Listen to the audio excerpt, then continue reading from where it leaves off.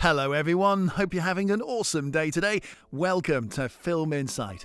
In today's video, we're going to be discussing some more restaurants featured on the UK version of Kitchen Nightmares and reveal how they're doing right now. So sit back, relax, and without further ado, let's get right into the content, guys. La Lanterna. For a Season 2 episode, Gordon Ramsay heads over to La Lanterna to bring it back on its feet. Even though the business was touted to be something of an Italian restaurant, Ramsay discovered that there were no Italian ingredients in the restaurant's kitchen, which is pretty counterintuitive. The famous chef was not impressed with this restaurant from the get-go, since the meals were not only pre-cooked and pre-packaged garbage, but the presentation of the food was dreadful. What's more, their walk-in refrigerator was filled with spoiled food and rotting vegetables, which is nasty. To make matters even worse, the kitchen was filthy and the floor looked like it hadn't been scrubbed or mopped in weeks. It was a miracle that none of the customers had ever reported getting food poisoning from the deplorable conditions of this god-awful restaurant. The restaurant owner, Chef Alex Scott, revealed to Ramsay that he was running low on funds and was losing approximately £1,000 a week. Despite these claims, the famous chef discovered that Alex had spent a whopping £48,000 on a shiny new BMW car with custom plates. It's unbelievable that he would do such a thing, especially considering the fact he was on the verge of losing his restaurant. Chef Ramsay made him sell his car to help pay off his debts, and later set out to correct the staff's nonchalant attitude. To achieve this, he taught Gavin, the manager, to be firmer with the staff and be more involved. Ramsay even managed to reignite the staff's passion for cooking by throwing a pizza-making competition, which was won by the sous chef. In his final effort to transform the restaurant, Ramsay revamped the menu so that it was shorter and simpler to follow. What's more, he changed the decor, giving the dining room a beautiful, upscaled look. When the famous chef did a follow-up check 6 weeks later, he discovered that the restaurant was doing exceptionally well. The kitchen remained clean and organized, and the chefs continued to serve freshly made food with authentic ingredients, which greatly impressed Ramsay. The best part is, the restaurant finally started to make a profit, and the owner managed to pay off some of his debts, which is fantastic. Unfortunately, this didn't last for very long, since the restaurant ended up closing in 2006 and has remained closed ever since. Bonapartes. Bonapartes was the very first restaurant to be featured on the UK version of Kitchen Nightmares in 2004. Located in Silsden, England, this failing restaurant proved itself to be a perfect fit for the show, having tons of fundamental issues. Gordon Ramsay narrowed down the restaurant's problems to two major things. The first one was that the restaurant's menu wasn't catering to the needs of their targeted demographic, which was the local working class. The second problem that Ramsay identified was that Tim, the head chef, was incompetent, which isn't too surprising since he was 21 at the time. To put his lack of skill into perspective, Tim struggled to cook an omelette, which is a complete embarrassment. This made many question how he even became a chef in the first place. Even though Ramsay taught Tim how to get good deals on produce from Leeds Kirkgate Market, which is the biggest market in Europe, he still failed to get the hang of things. The famous chef becomes even more frustrated when Tim somehow manages to mess up a meal despite being there to guide him through the process. However, by the end of the episode, it seemed like Tim finally improved and managed to successfully cook food for around 50 diners without messing up. After revamping the menu, Ramsay left the restaurant with high hopes that it would survive. Unfortunately, this was not the case, since the restaurant was in an even worse state when Ramsay returned a month later. The dining room was completely empty, and the storage area was filled with rotting food. Ramsay referred to the outcome of this rescue as a nightmare, which is what inspired the show's name. Unsurprisingly, the restaurant closed its doors in 2005 and was sold for about £450,000 to new owners.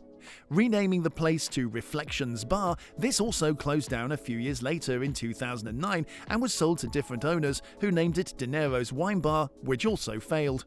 Interestingly enough, Tim was going to be on the 5th season of Big Brother, but after the casting crew figured out his identity, they decided not to have him on the show.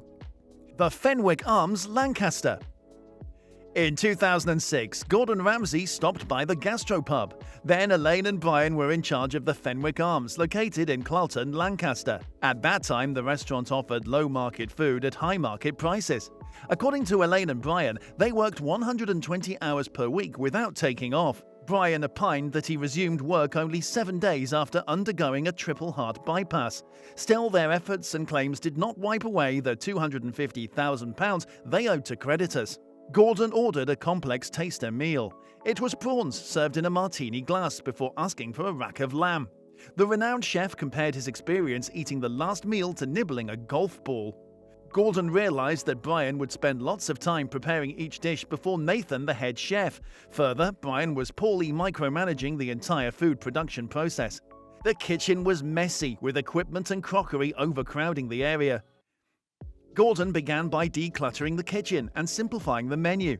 At the end of the season, the Fenwick Arms had a new look and appeared ready to scale new heights. However, things transitioned from bad to worse. In 2009, Elaine and Brian moved to the Ship Inn located in Aldborough, while the Fenwick was sold to new owners who gave the restaurant a massive internal and external revamp. The pub would later close in 2011 and was sold for the second time. It reopened in June 2013 as a seafood restaurant and pub and survived the lockdown caused by the prevailing pandemic. The Fenwick Arms is still operating as a pub and receives significant customer reviews. Elaine and Brian later moved from the Ship Inn. The Glass House. Surprisingly, the Glass House was one of the very few restaurants that Gordon Ramsay believed had potential from the very beginning. He noticed that the restaurant had a beautiful building in a prime location with a constant flow of tourists. Despite having potential, Ramsay discovered that the place had many issues, including poor food and service quality. The biggest reason why the restaurant was facing these problems was because of the owner Neil, who was terribly inexperienced. Ramsay also took note of the fact that the head chef Richard was lazy, which undermined the efforts of the rest of the staff, who were genuinely good at their job. The famous chef's first course of action was to make the staff clean the kitchen and repaint it. He also created a simpler menu that was easier for the chefs to work with. Ramsay left the restaurant with high hopes and was not disappointed when he returned a month later. He noticed that the staff had managed to maintain the high standards he instilled in them, which helped with boosting the restaurant's profits. Following the taping of this episode, the Glass House stayed open for another decade, but was eventually rebranded and reopened as the Fulling Mill. Surprisingly, it's still open and run by Neil to this day.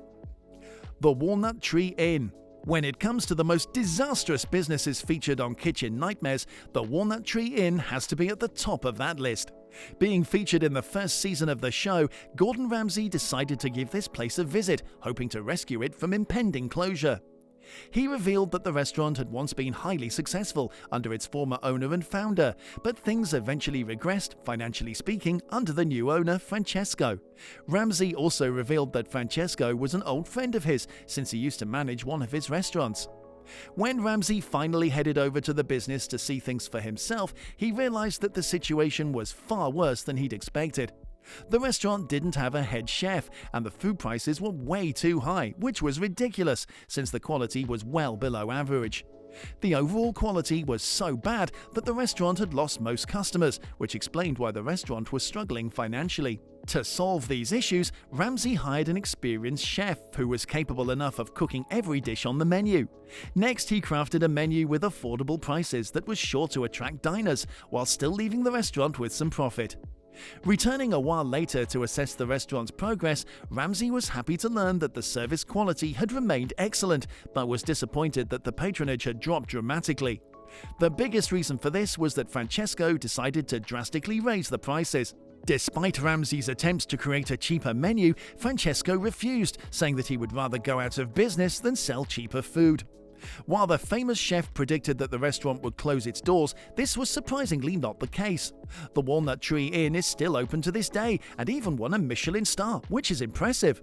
Though the restaurant's ownership has since changed and Francesco has nothing to do with the place, which probably explains why it's doing so well. Well, that'll be all for today's video here on the channel. I really do hope that you enjoyed it, and if you did, be sure to drop a massive like down below and comment your thoughts. Subscribe for more content like this, and turn on those sweet bell notifications for instant access to our content. Have a good one, guys!